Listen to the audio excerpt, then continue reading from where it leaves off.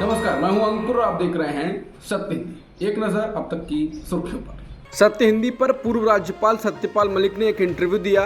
इस दौरान जब उनसे सवाल पूछा गया कि प्रधानमंत्री मोदी ने अडानी से संबंधित एक सवाल का जवाब नहीं दिया, वो जहां फंसते हैं वहां वो चुप हो जाते हैं। इस पर पूर्व राज्यपाल सत्यपाल मलिक ने कहा, ये तो उनकी पुरानी आदत है। देखिए, जिस आदमी ने 9 साल में एक बार भी प्रेस कॉन्फ्रेंस नहीं की, तो आप अंदाजा कर सकते हैं कि उनको सवाल का जवाब देना बहुत अच्छा नहीं लगता है।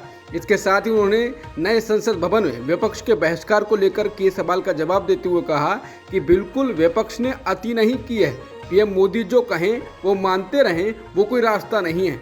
आखिर दूसरे लोगों की बात भी उनको सुननी चाहिए। सत्यपाल मलिक ने सत्य हिंदी से बात करते हुए कहा कि पीएम मोदी दिल्ली ही नहीं पूरे देश में कंट्रोल चाहते हैं। सत्यपाल मलिक ने कहा कि अगर वो दोबारा पावर में आ गए तो ये लोकतंत्र को खत्म कर देंगे, वोट को खत्म कर देंगे और संसद भी खत्म कर देंगे। मैं तो लोगों को चेता रहा हूँ कि यही मौका है, फिर वोट देने का मौका नहीं मिलेगा। सत्यपाल मलिक ने कहा कि पीएम मोदी कर्नाटक में हार के बाद बौखलाए हुए हैं, गुस्से में हैं, जनता से नाराज हैं, लोकतंत्र से नाराज हैं। इसके साथ ही सत्यपाल मलिक ने कहा कि आने वाले 3 राज्य के चुनाव बीजेपी के खिलाफ निकलेंगे, लेकिन मुझे लगता है कि ये पार्लियामेंट को डिसॉल्व करके साथ ही चुनाव ना करा दें। इनको लग रहा है कि ये हारेंगे, इसलिए ऐसा कर सकते हैं। सत्य हिंदी से बात करते हुए सत्यपाल मलिक ने कहा कि सत्ता के लिए मोदी कुछ भी कर सकते हैं। उन्होंने कहा कि चुनाव से पहले पीएम मोदी पुलवामा तो नहीं, लेकिन कुछ ना कुछ कर सकते हैं। राम मंदिर पर गोला फेंकवा सकते हैं, बड़े दंगे हो सकते हैं।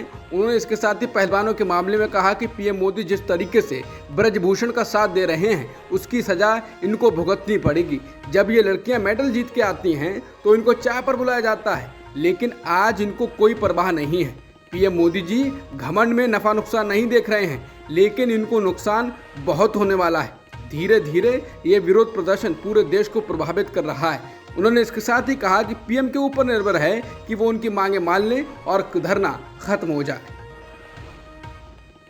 योग गुरु बाबा रामदेव महिला पहलवानों के समर्थन में उतर आए हैं। बाबा रामदेव ने ब्रजभूषण शरण सिंह पर लगाए आरोपों को शर्मनाक बताते हुए उन्हें तुरंत सलाखों के पीछे डालने की बात कही। पत्रकारों के सवाल का जवाब देते हुए रामदेव ने कहा कि महिला रेसलर्स द्वारा लगाए गए यौन उत्पीड़न के आरोप बेहद शर्मनाक हैं। इस दौरान रामदेव ने यह भी कहा कि वो रोज बेटियों के बारे में बकवास करता है, ऐसे लोगों को तुरंत जेल में डाल देना चाहिए। बयान के आखिर में बाबा रामदेव ने यह भी कहा कि मैं केवल बयान दे सकता हूं, उसे जेल में नहीं डाल सकता।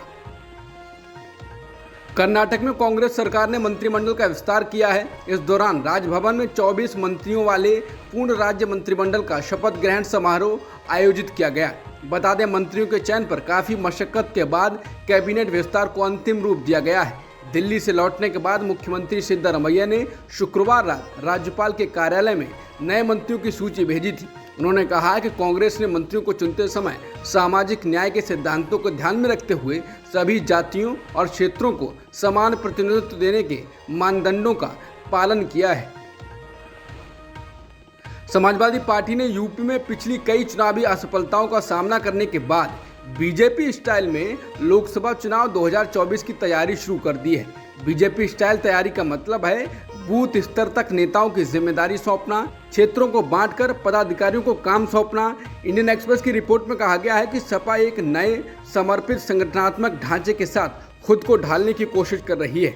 पार्टी ने अपनी विचारधारा फैलाने के लिए राज्य भर के विभिन्न लोकसभा क्षेत्रों में अपने कार्यकर्ताओं के लिए प्रशिक्षण शिविर आयोजित करने और उन्हें भाजपा का मुकाबला करने के लिए तर्कों से लैस करने का भी फैसला किया है। इंडियन एक्सप्रेस के मुताबिक इन प्रभारियों को हर जोन के लिए एक प्रभारी के साथ जोनल इकाइयों का नया संगठनात्मक ढांचा तैयार करने का निर्देश दिया गया है। हर विधानसभा क्षेत्र में कम से कम 6 जोन होंगे। हर जोन को 6 सेक्टरों में विभाजित किया जाएगा। हर सेक्टर इकाई 10 से 12 बूथ इकाइयों की देखरेख करेगी। प्रधानमंत्री नरेंद्र मोदी आज शनिवार को नीति आयोग की गवर्नेंस काउंसिल की 8वीं बैठक की अध्यक्षता कर रहे हैं, लेकिन 8 मुख्यमंत्रियों ने इस बैठक से दूरी बना ली है।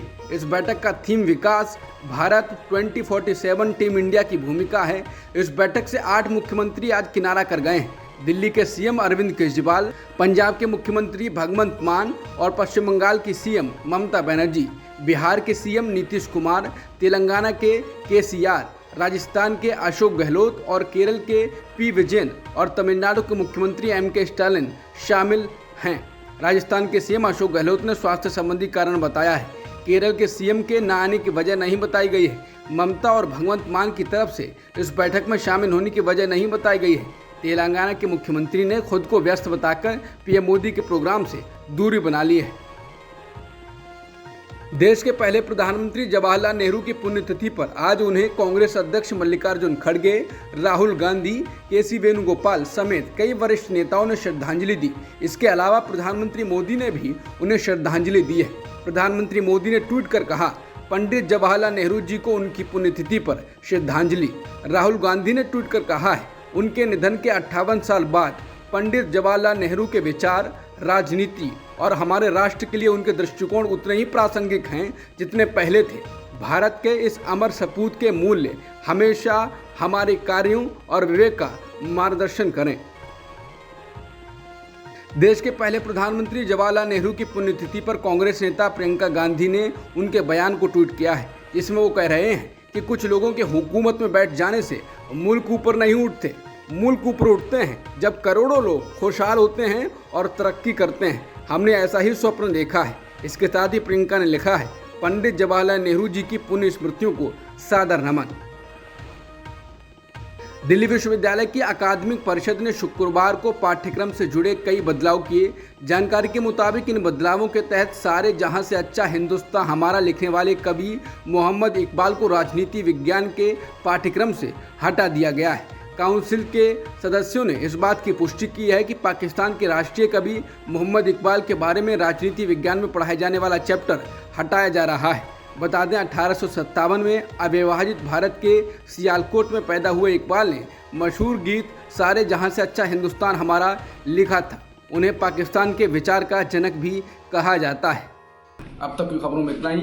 बाकी खबरों के लिए बने रहिए सत्यहिंदी.com के साथ।